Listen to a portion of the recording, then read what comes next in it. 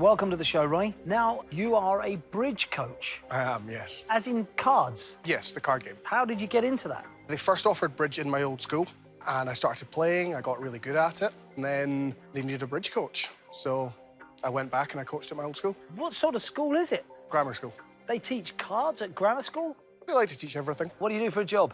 So I'm an Army officer. I command an Army Air Corps squadron that flies helicopters. An Army Air Corps squadron. OK, Yeah. where are you based? Based at Middle Wallop near Andover. Yeah, Middle Wallop. OK, cool. And what are you flying? Personally, I'm flying Gazelle at the moment, but the squadron flies all types of helicopters. We sort of look at development of new equipment and capability, which is quite interesting. How long have you been doing that? Been in the Army now 13 years, so flying for pretty much most of that. Good stuff. And did you start flying light aircraft at the beginning and then move into helicopters? Well, my first exposure to flying was my job before the Army, where I was a flying trapeze catcher in America, actually. Of course you were. Yeah. What is that? So as you imagine at the circus, where you see two people swinging upside down, about 80 foot in the air, I was the guy hanging by his legs, waiting for the flyer to come across to me and hope I didn't drop them. How many did you drop? None, obviously. Just a couple. Was it?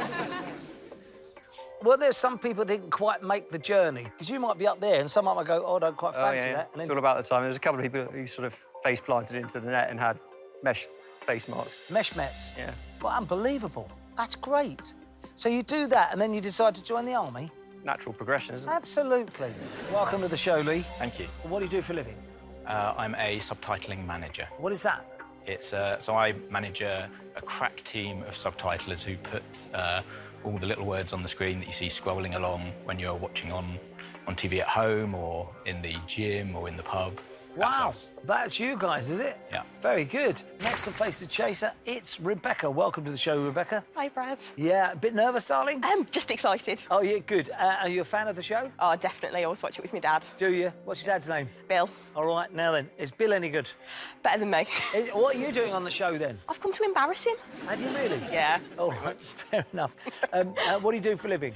I work for a mystery shopping company. I book people in to go and test the customer service of retail places. Great. That's quite a cool job. Welcome to the show, Brad. Thanks for having me. You're welcome. Now, you are from Scarborough? Yeah, originally from Scarborough. Moved down to London 5 years ago to study professional musical theatre. And how did you get on? Yeah, graduated in 2014 and have been in Mamma Mia ever since. Good for you. What part are you playing? I'm a swing in the show. OK. A swing basically covers anybody who is ill or on holiday, and I have to be ready to jump in at a moment's notice should somebody go off during the show.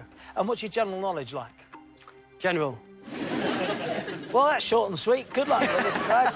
Welcome to the show, Don. Thank you, Brad. Now, you're a retired poet. That's right, yes. OK, what sort of poetry? Was it Wordsworth-type poetry? Not really. It was mostly stand-up, pubs and clubs, Edinburgh Festival, that sort of thing. And how long did you do that for? About 10 years. OK, what did you do before that? 30 years as a computer consultant. What made you want to stop being a computer consultant and become a stand-up comedy poet? I had enough money to stick in a tin box under the bed, so I thought I'd do something I enjoyed rather than something I had to do.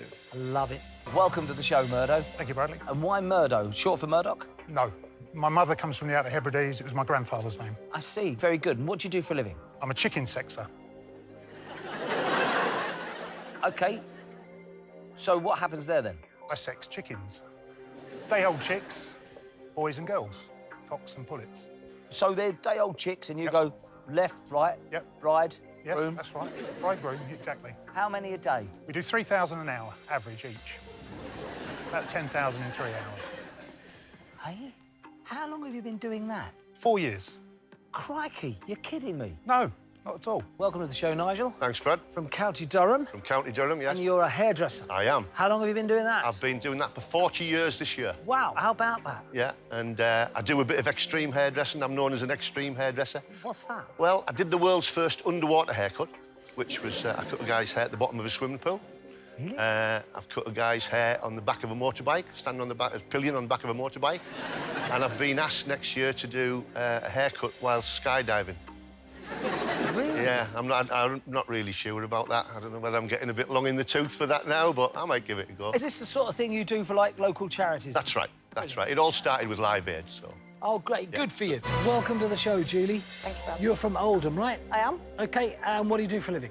I'm a contraception and sexual health nurse, and I work in... A what? A contraception and sexual health nurse, and I work in clinics across the community. Right.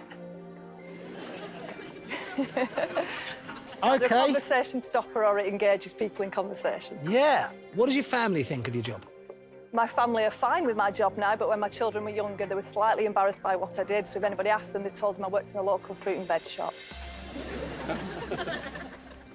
And why not? Why not? That's it. That's all good. All right. But they're quite happy with it now? Yeah, they're absolutely fine with it.